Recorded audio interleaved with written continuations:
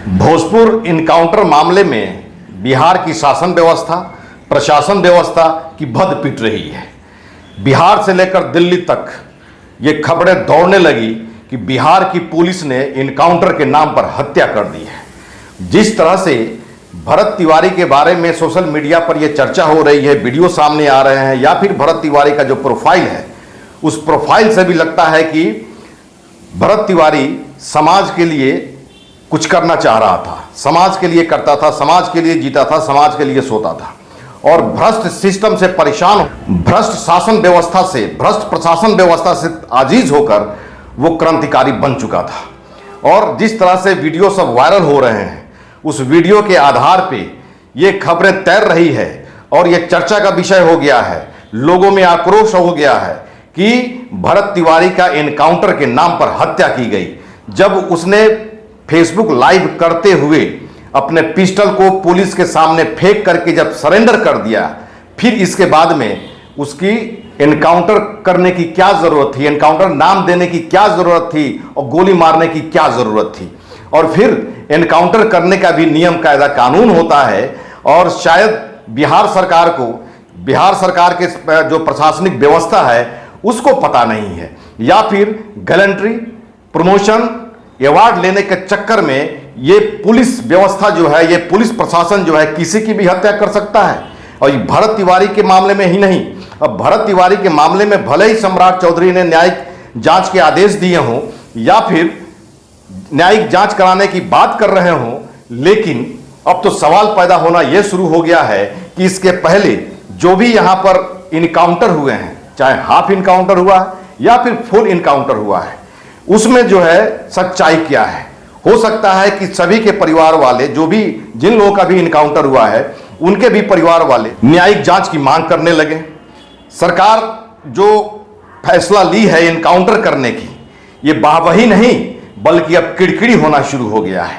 भरत तिवारी के प्रोफाइल से लगता है और जितना भी वीडियो वायरल हो रहा है उससे साफ जाहिर होता है कि भरत तिवारी हिंदू धर्म का प्रचारक रहा है।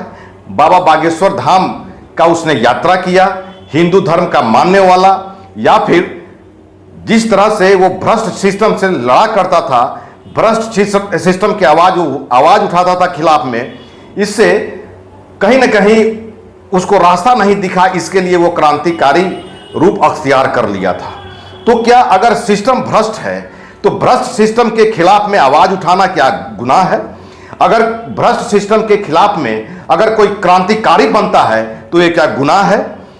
आखिर अंग्रेजों के खिलाफ में भी क्रांतिकारी बिगुल फूके गए थे, तो वैसी व्यवस्था कायम करनी चाहिए कि क्रांतिकारी किसी को नहीं बनना पड़े, भ्रष्टाचार को दूर किया जाए। अगर जो है भ्रष्टाचार की आवाज उठ रही है तो उस पर तत्काल रोक लगाई जाए, या फिर भ्रष्टाचार के खिलाफ त्वरित कार्रवाई करके जांच की जाए और जो भी दोषी पाए जाएं उस पर जो है कार्रवाई होनी चाहिए।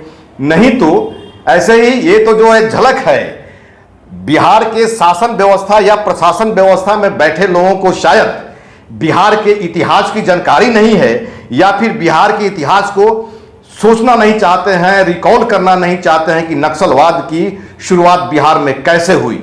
लगभग 7 दशक तक बिहार नक्सलवाद को झेलता रहा है। नक्सलवाद की उत्पत्ति कैसे हुई? आखिर नक्सली जो बहुत सारे मर्डर किए रहते थे, बहुत सारे जो है गुनाह किए रहते थे, नीतीश सरकार ने, नीतीश कुमार ने आखिर सरेंडर करवाया, मुख्य धारा में लाया। तो नीतीश कुमार की तरह शासन व्यवस्था चलाने वाला शायद ही बिहार में कोई मिले।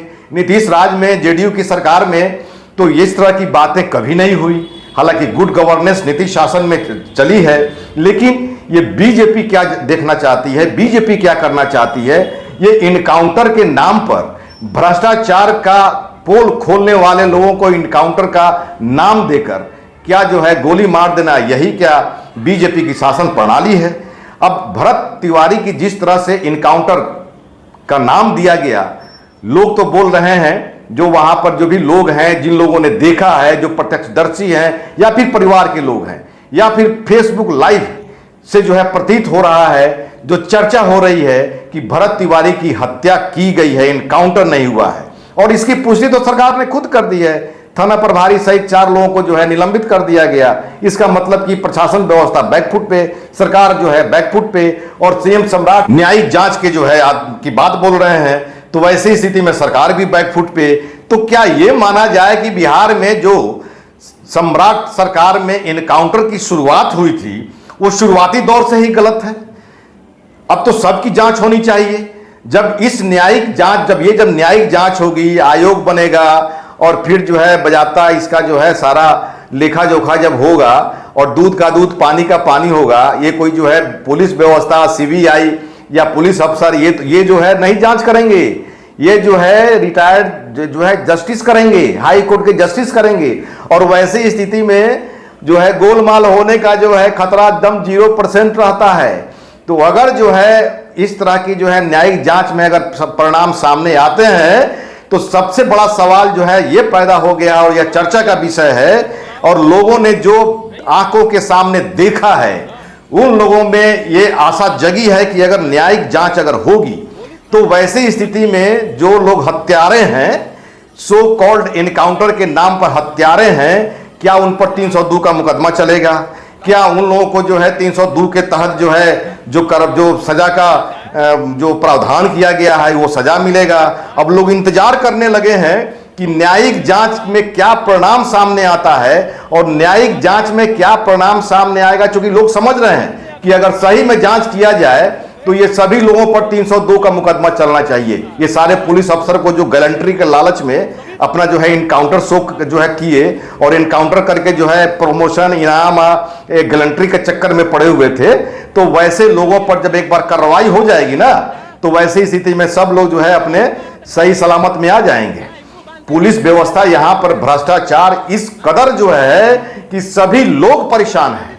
तो क्या आने वाले समय में यह समझा जाए कि बीजेपी का वोट बैंक दरक जाएगा? क्या फिर बीजेपी की जो शासन प्रणाली है उस पर जो है सवाल खड़े हो जाएंगे?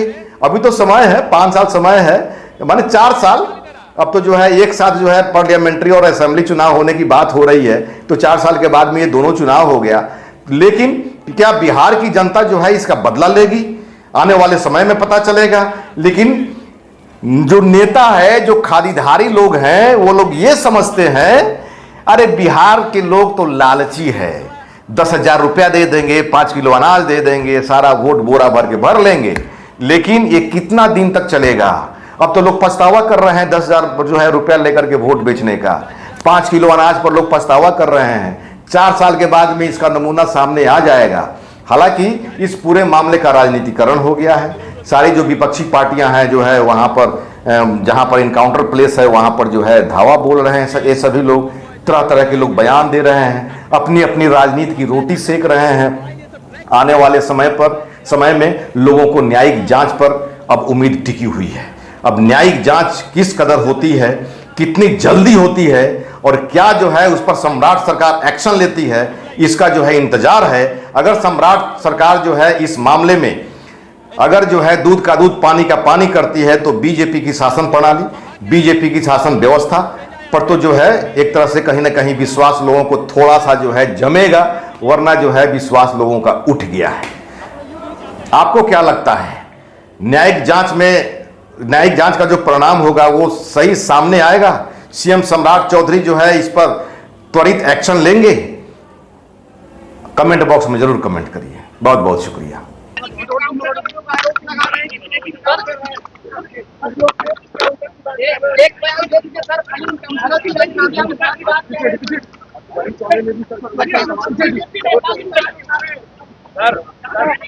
बीजेपी के नेता ने सवाल सवाल उठ रहे सरकार के ऊपर।